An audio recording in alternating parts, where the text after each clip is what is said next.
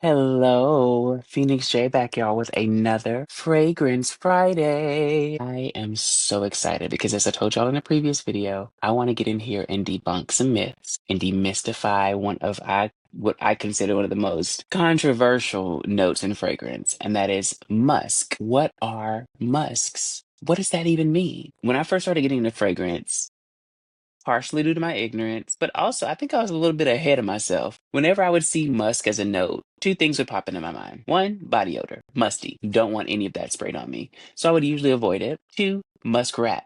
Not trying to smell like one of those. I'm not interested. So I would usually avoid musk notes because I associated them with things that I didn't think would smell pleasant. And while that's not exactly true, it's not exactly too far from the truth either. Musk notes were originally naturally derived. They came from animals, the musk deer, civets, different types of animals. They would harvest these glands in the southernmost region of the animal, and from that, they would be able to produce fragrances that not only lasted a long time, but had pretty great projection. You can actually compare the story of musks to the story of ambergris. Ambergris was derived from whales to make perfume, and that's where we get amber notes from. But with both of those, due to conservation efforts and better understanding, realigning with things like ethics and morals, we started realizing it's not okay to eliminate this many living things for perfume. So we started seeing more brands get into the creation of synthetic musks because they still wanted the fragrance to have that body and that longevity. They just wanted to do it in a more ethical way. Before I get into the different types of musks and these fragrances, I want to share with you something really interesting. So, for those of you who've had COVID or have been around people who've had COVID, which I think we've all have experienced, but we would started noticing people would lose their sense of smell, anosmia as it's called.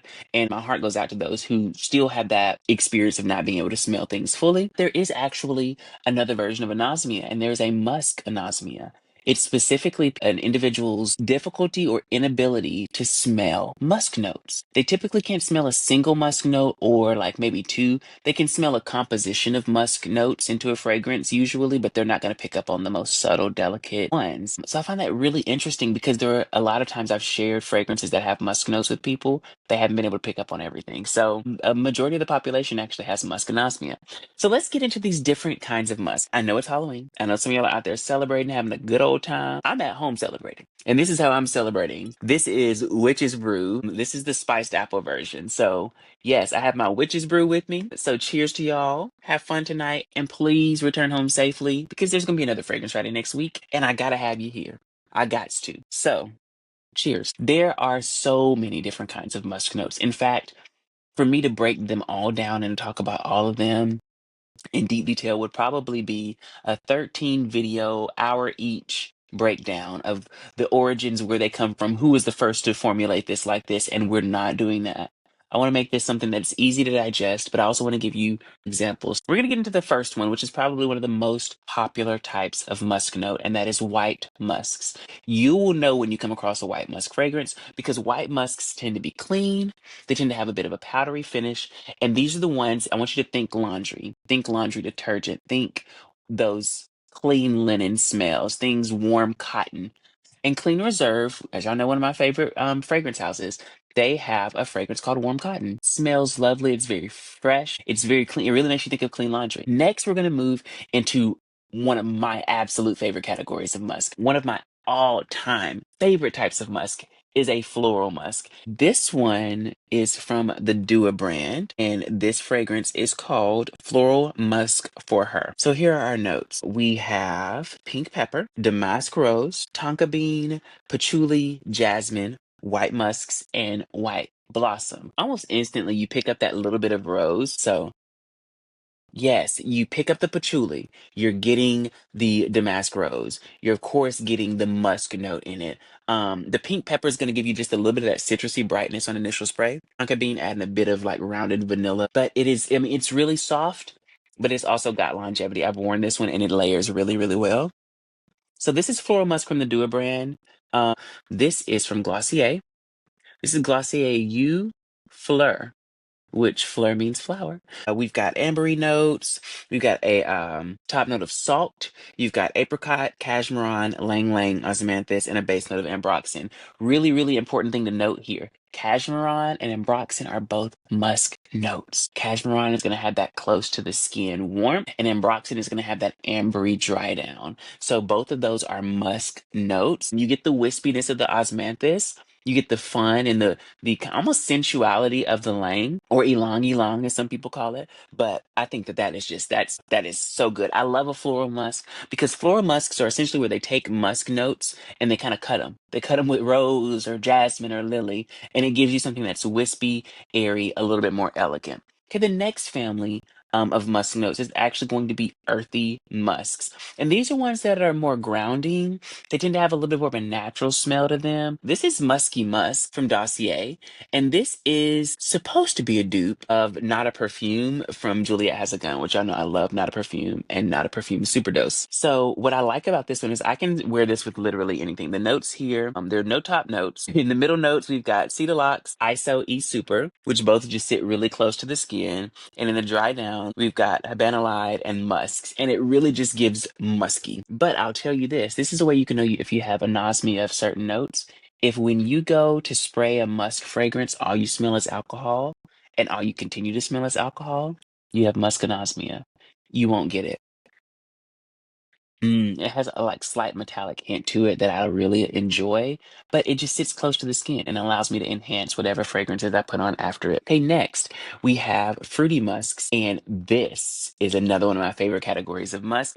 And to me, fruity musks tend to be the most playful next to gourmandy musks, like which is what we're going to talk about next. So this is me from Sniff. This shape-shifting scent reflects your skin's unique chemistry. It starts with a hint of plum, peach skin, and white moss before settling into a blend of orris, sandalwood, and musks. One scent, many sides. This is one of my all-time favorites. This sits in my top five, and it's not five. I consider this a true perfect skin scent for me. So this actually sits at the intersection of a few categories of musks. The plum and the peach to me are what make it spectacular. In the dry down, having the sandalwood and the orris give it a woodiness that actually goes into woody musks, which tend to just be musky fragrances with a lot of wood added to them. Sometimes it's sandalwood, sometimes it's cedar, but they tend to be a little bit more masculine. And sometimes they're referred to as black musks. But you've got sweet gourmand musks. They actually have one in the Glossier U collection. It's the deeper purple color Rev. That one has gorgeous plum notes, but dries down a little bit more gourmand, a little bit sweeter on the skin. You have your skin scents, which skin scents are skin musks.